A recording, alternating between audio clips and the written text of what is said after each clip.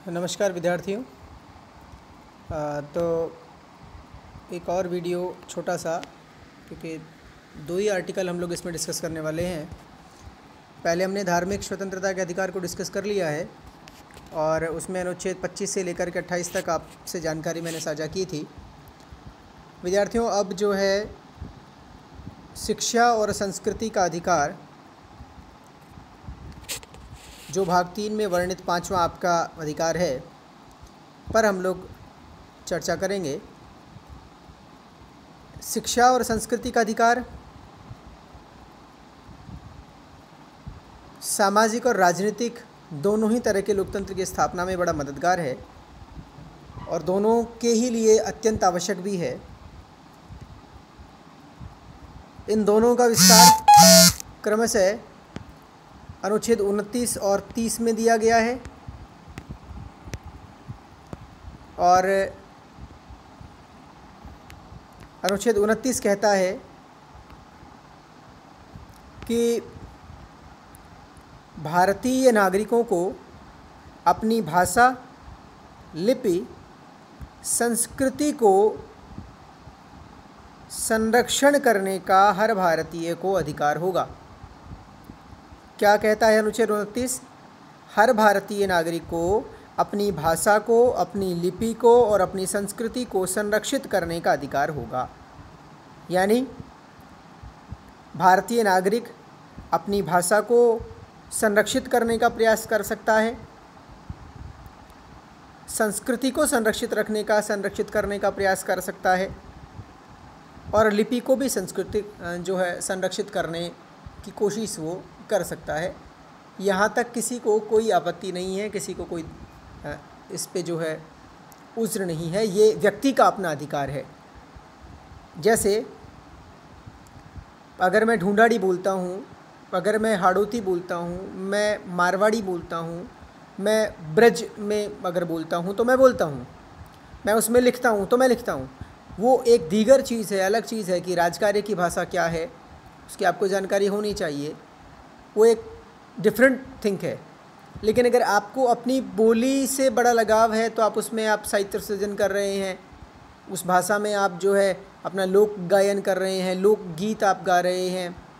वैसे ही आप अपनी संस्कृति को सहेजने समेटने की तरफ भी कार्य कर सकते हैं।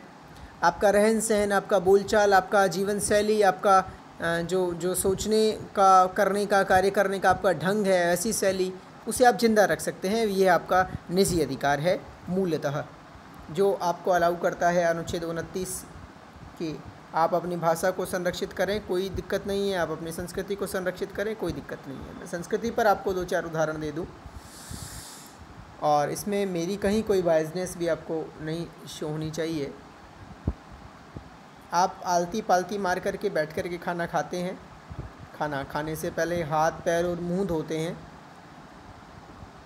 और अगर आप ये दोनों काम नित्य कर रहे हैं तो निश्चित तौर पे आप बहुत सारे रोगों से दूर रहेंगे। और मैं कहता हूँ कम से कम आप 50% से अलग रोगों से दूर हो जाओगे। ये विषयांतर हो जाएगा, प्रसंग से हम थोड़े बाहर चले जाएंगे। राजनीति विज्ञान का अध्ययन कर रहे हैं और उदाहरण में जाते जाते हम लोग थोड़ा सा सेहत की तरफ चले जा रहे हैं। पर मैं वापस लौटूंगा विषय पर। तो कैसे ये चीज़ें सेहतमंद है या कैसे आपको 50% से अधिक बीमारियों से दूर रख सकती है?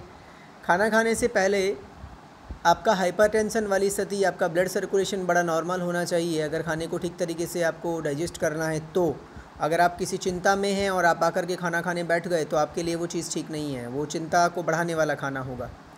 आप शोकाकुल हैं और शोक के समय में आपने अगर खाना खाया है वहाँ बैठ कर के, तो निश्चित तौर पे वो आपके शोक को उद्दीप्त करने वाला, शोक को बढ़ाने वाला। आप तामसिक वृत्तियों से घिरे हुए हैं, एक अलग तरह के विचारों के साथ में आप ग्रसित हैं और तब खाना खा रहे हैं, तो खाना उसी तरह की प्रवृत्ति को आप में बढ़ाता है।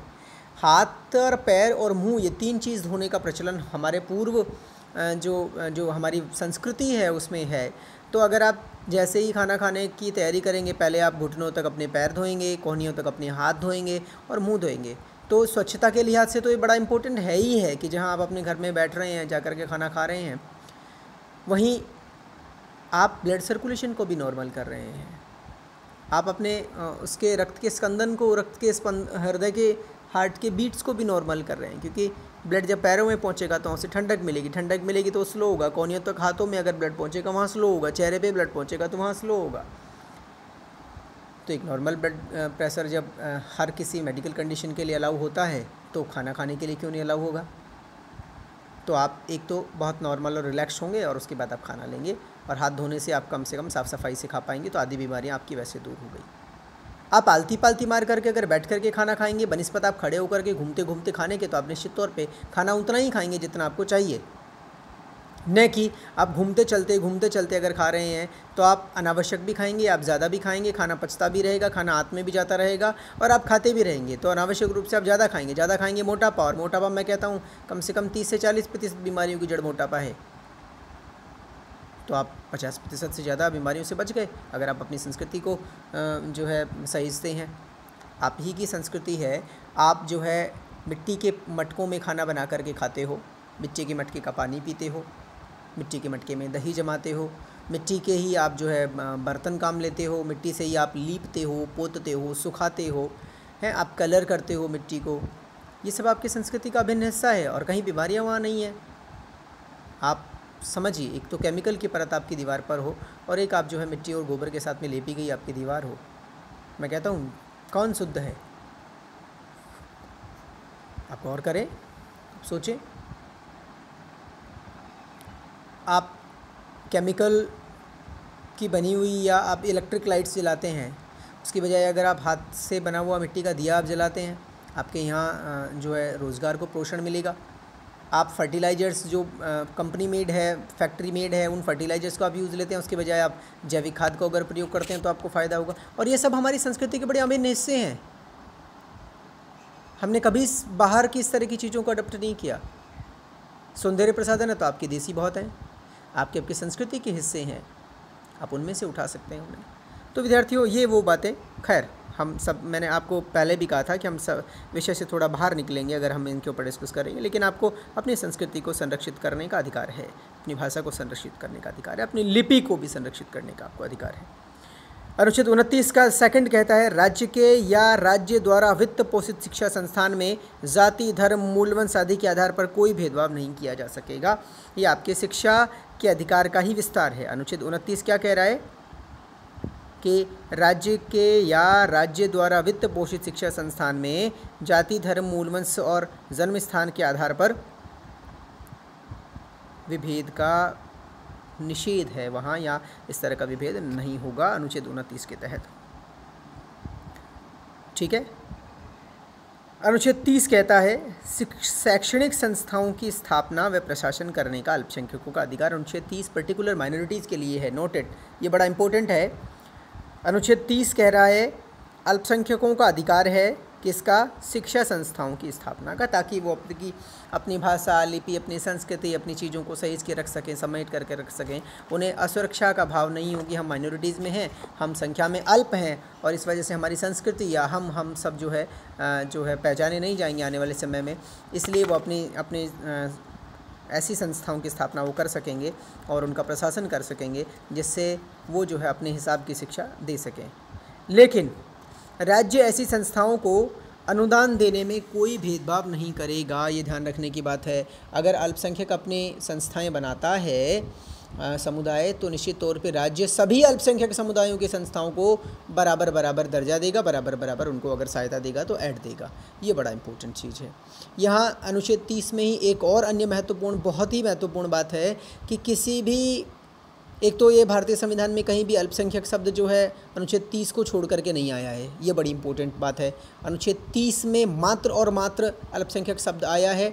भारतीय संविधान में, पूरे संविधान को अगर आप पढ़ेंगे तो भी वहाँ जो है कहीं भी अल्पसंख्यक शब्द का इस्तेमाल नहीं किया गया, केवल आर्टिकल नंबर 30 में है। एक बात तो ये, और दूसरा एक और बड़ी महत्वपूर्ण बात है कि अल्पसंख्यक जो हैं उनका आधार क्या है। जैसे मैं कहूँ कि रिजर्वेशन का, जब हम लोग आर्टिकल 15 को पढ़ा था, हमने आर्टिकल 16 को पढ़ा था, तो हमने देखा था ना कि आरक्षण का आधार क्या है। सामाजिक और शैक्षणिक पिछड़ापन आरक्षण का आधार बनता है, जाति वहाँ आधार नहीं है, जाति को बिंदु माना गया है। सामाजिक और शैक्षणिक पिछड़ेपन की पहचान आप कैसे करो, वो फिर जाति के द्वारा की गई है। लेकिन एक्चुअल में जो रिजर्वेशन का जो बेसिस है, जो आधार है, वो क्या है? सामाजिक और शैक्षणिक पिछड़ापन है। वैसे ही अल्पसंख्यकों के आधार है कि कौन माइनॉरिटीज़ में आएगा, कौन नहीं आएगा। अल्पसंख्यक होने का आधार है धर्म और भाषा। बड़ी इंपॉर्टेंट है। क्या है अल्पसंख्यक होने का आधार? धर्म और भाषा है। ठीक, इसी तरह एक बड़ी और महत्वपूर्ण बात अनुच्छेद 30 में, जो अनुच्छेद 30 का फर्स्ट है और उसमें ए जो है ये कहता है, नोट कर सकते हैं आप, अल्पसंख्यकों की शैक्षणिक संस्थाओं में RTE एक्ट 2009 लागू नहीं होगा। क्लियर?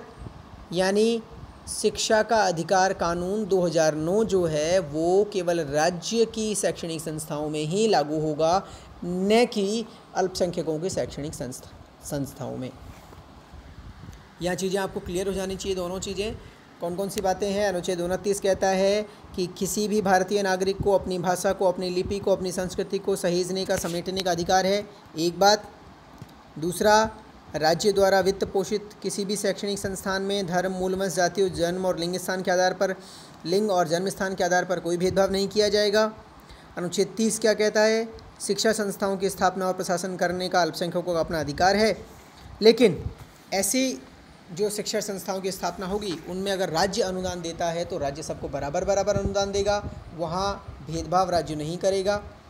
और दूसरी महत्वपूर्ण बात क्या है कि अल्पसंख्यकों का आधार जो है वो धर्म और भाषा है, और अल्पसंख्यकों की शैक्षणिक संस्थाओं में आप नोट कर लें RTE एक्ट जो है, शिक्षा का अधिकार अधिनियम जो है वो लागू नहीं होता, यानी वहाँ रिजर्वेशन के प्रावधान नहीं हैं। ठीक है, चलिए, थैंक यू।